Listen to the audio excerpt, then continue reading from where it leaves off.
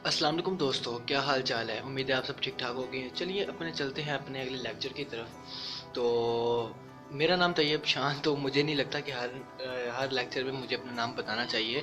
तो चलिए स्टार्ट करते हैं। देखें, हमने चैप्टर नंबर 5 डेप्रिसिएशन प्रॉब्लम्स 1 कर ली है, 2 कर ली है, 3 कर ली है, 4 कर लिया। अब नाउ हमारी बारी है 5 करने की।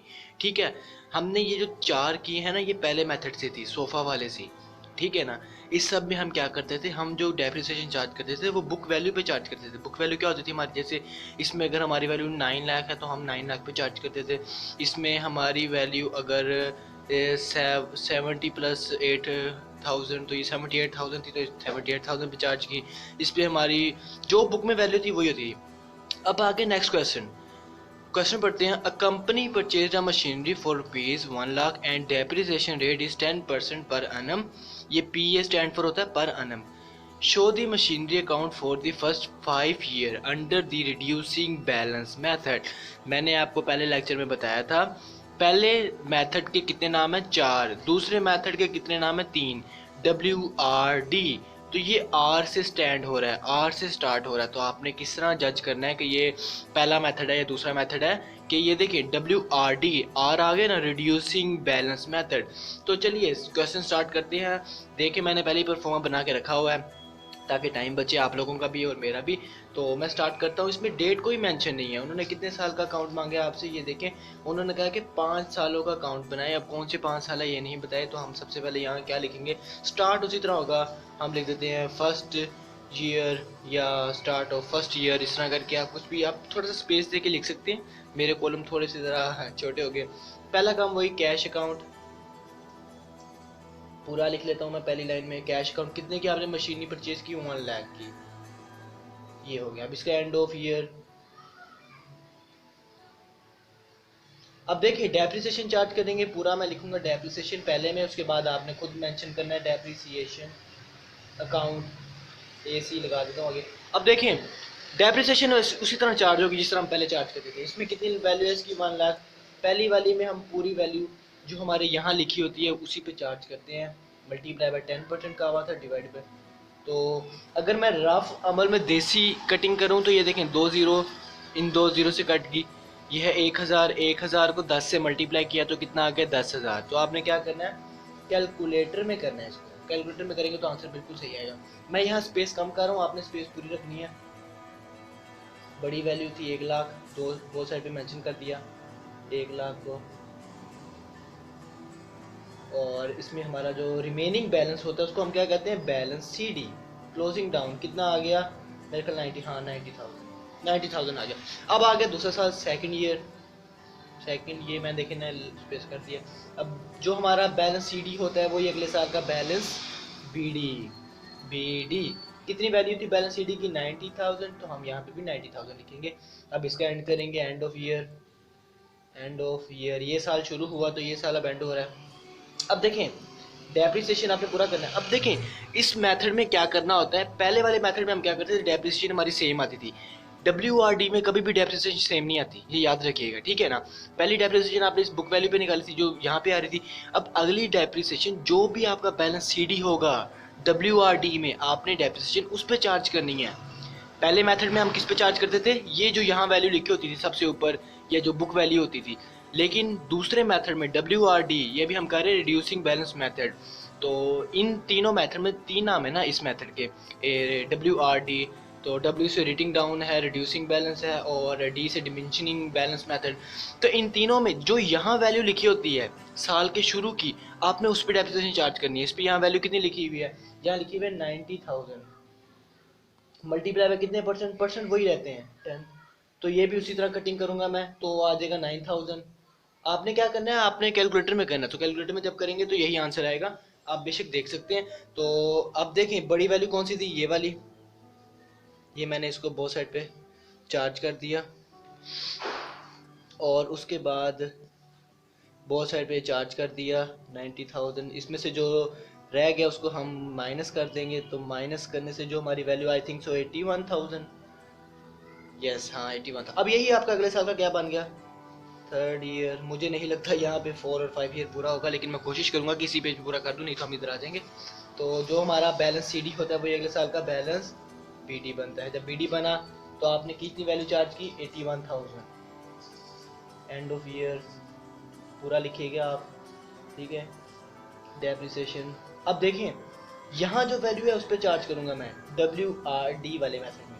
पहले मेथड में डेप्रिसिएशन सेम आती थी, इसमें सेम नहीं है। देखें पहले 10,000 आई थी, दूसरे साल 9,000 है, अब इस साल कुछ और चेंज होगी। इस साल मेरा ख्याल है 8100 आ जाएगी, 8100, और बोथ साइड पे मैं मेंशन कर दूंगा इस बड़ी वैल्यू को। कोई टेक्निकल बात नहीं थी, बस याद करने वाली बात क्या थी, पहले मेथड में आपने कहाँ पे डेप्रिसिएशन चार्ज करनी है, बुक वैल्यू पे। इस मेथड में सिर्फ हमने क्या चार्ज करनी है, जो हमारा बैलेंस सी डी या बी डी होता है।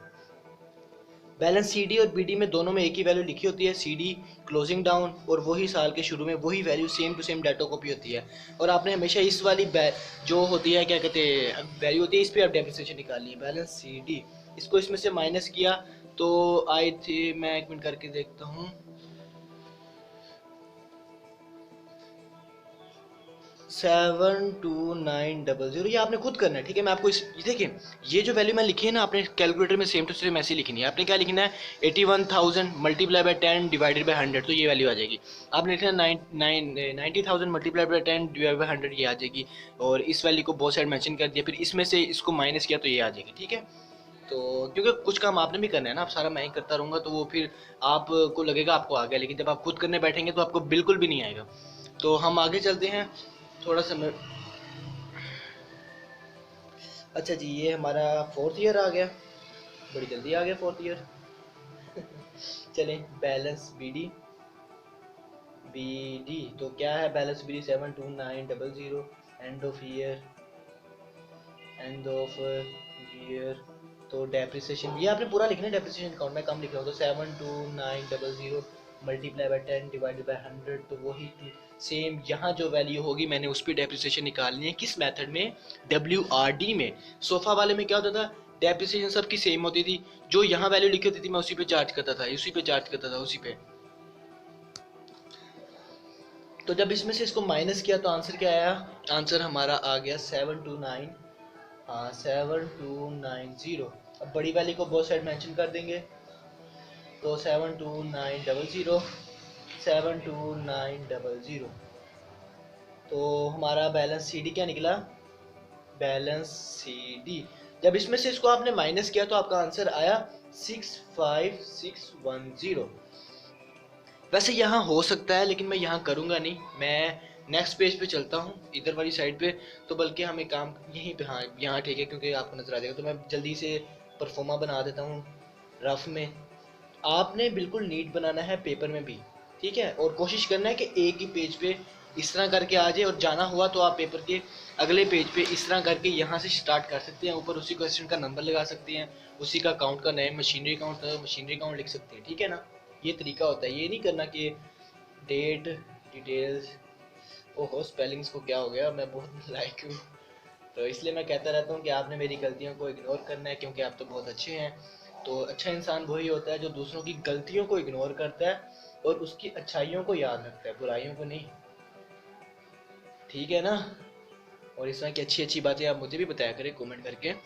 तो अब देखते हैं हमारा क्या था। देखें बैलेंस सी डी जो था वही अगले साल का 5th ईयर चल रहा है, लास्ट ईयर, इसी साल हमारा अल्लाह करे आंसर आ जाए। तो बैलेंस बी डी हम कहेंगे, बैलेंस इसको कह देंगे बी डी। तो जो वैल्यू यहाँ थी 65610, हम वही लिख देंगे 65610। और एंड ऑफ ईयर तो डेप्रिसिएशन पूरा लिखेंगे आप, मैं शॉर्ट लिख रहा हूँ। अब देखें 65610 मल्टीप्लाई बाय 10 डिवाइडेड बाय 100, तो जब आपने ये किया तो आपका आंसर क्या आया 6561। ये 0 0 से गया, ये 0 0 से गया, तो आपके पास ये वाली है। आपने कैलकुलेटर में करना है ये, तो मैं जब आप एक्सपर्ट हो जाएंगे यानी कि कर करके, तो आपको देखिएगा, आपको ये याद होगा। पेपर में देखिए आपने अगर प्रैक्टिस की होगी ना, तो पेपर में आपने जैसे ही पेपर में क्वेश्चन आएगा आपको फौरन आता होगा, आपको परफॉर्मा भी याद हो जाएगा, आपको सब कुछ सोल्यूशन याद हो जाएगा। आप बहुत साइड पे वैल्यू मेंशन करते हैं, मैं टाइम वेस्ट नहीं करूँगा।